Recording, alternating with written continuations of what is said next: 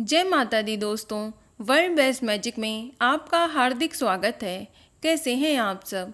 ये बताने के लिए कमेंट बॉक्स में जय माता दी जरूर लिखें। दोस्तों, आज हम बात करेंगे संतान सप्तमी 2020 में कब मनाई जाएगी और पूजा का शुभ मुहूर्त क्या होगा, और साथ ही हम बात करेंगे संतान सप्तमी व्रत की पूजन सामग्री क्या है और इसकी संपूर्ण पूजा विधि और व्रत कथा क्या होगी। इन सभी जानकारी के लिए अंत तक इस वीडियो के साथ बने रहें। और वीडियो शुरू करने से पहले आपसे रिक्वेस्ट है कि अगर आपने हमारा YouTube channel world best magic subscribe नहीं किया है तो जल्दी से सब्सक्राइब कर लें।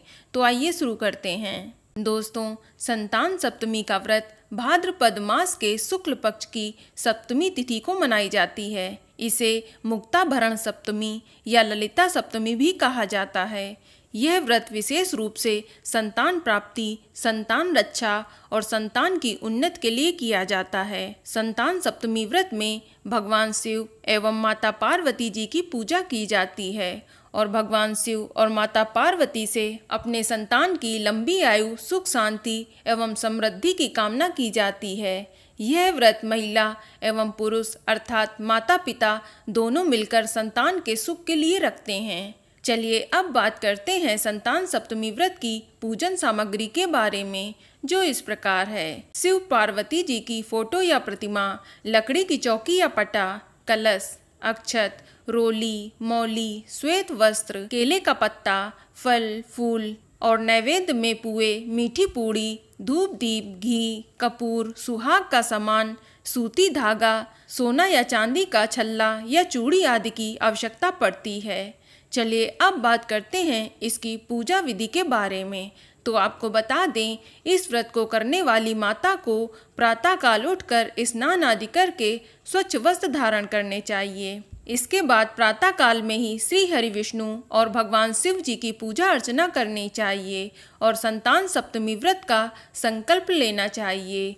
इस व्रत की पूजा दोपहर तक पूरी कर ली जाए तो अच्छा माना जाता है, इसलिए दोपहर तक निराहार व्रत किया जाता है। इसके बाद पूजा स्थल को साफ सुथरा करके गंगा जल छिड़क कर शुद्ध करें। फिर चौक बनाकर उस पर लकड़ी की चौकी या पटा रखें। इस पर लाल वस्त्र बिछाकर उसके ऊपर भगवान शिव और माता पार्वती जी की प्रतिमा स्थापित करें। फिर अक्षत, रोली, फल फूल नैवेद्य में 7 मीठी पूड़ी या पुए को केले के पत्ते में बांधकर पूजा में रखा जाता है। तत्पश्चात धूप दीप जलाकर भगवान शिव और माता पार्वती जी की पूजा करनी चाहिए। इसके बाद भगवान के सम्मुख सूती धागा रखें जिसमें 7 गांठें लगानी चाहिए। इस धागे को पूजा के बाद स्वयं के हाथों में बांधें और भगवान शंकर से अपनी संतान के उज्जवल भविष्य की कामना करें।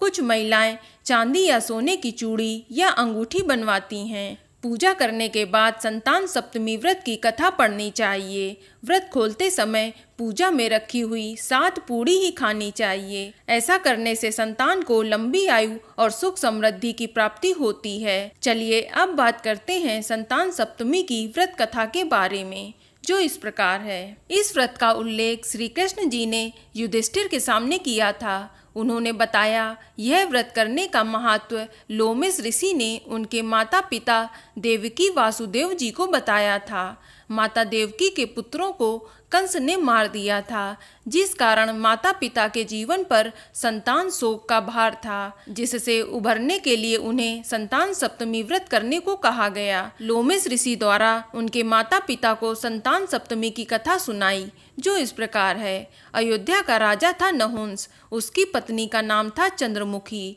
चंद्रमुखी की एक सहेली थी जिसका नाम रूपमती था। वो नगर के ब्राह्मण की पत्नी थी। दोनों ही सखियों में बहुत प्रेम था। एक बार वे दोनों सरयू नदी के तट पर स्नान करने गईं। वहाँ बहुत सी स्त्रियां संतान सप्तमी का व्रत कर रही थीं।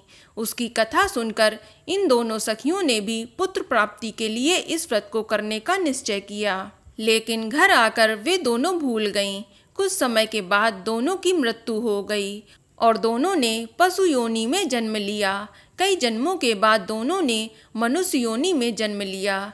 इस जन्म में चंद्रवती का नाम ईश्वरी एवं रूपमती का नाम भूषणा था। ईश्वरी राजा की पत्नी एवं भूषणा ब्राह्मण की पत्नी थी।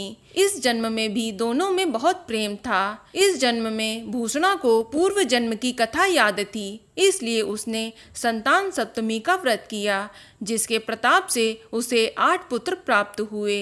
लेकिन ईश्वरी ने इस व्रत का पालन नहीं किया, इसलिए उसकी कोई भी संतान नहीं थी। इस कारण उसे भूषणा से ईर्ष्या होने लगी थी। उसने कई प्रकार से भूषणा के पुत्रों को मारने की कोशिश की, लेकिन उसके भूषणा के व्रत के प्रभाव से उसके किसी भी पुत्र को क्षति नहीं पहुंची। थक हार कर ईश्वरी ने अपनी ईर्ष्या एवं अपने कृत्य के बारे में भूषणा से स्वयं ही कहकर क्षमा मांग ली। तब भूषणा ने उसे पूर्व जन्म की बात याद दिलाई और संतान सप्तमी के व्रत को करने की सलाह दी। ईश्वरी ने पूरे विधि विधान के साथ व्रत किया और उसे भी एक सुंदर पुत्र की प्राप्ति हुई।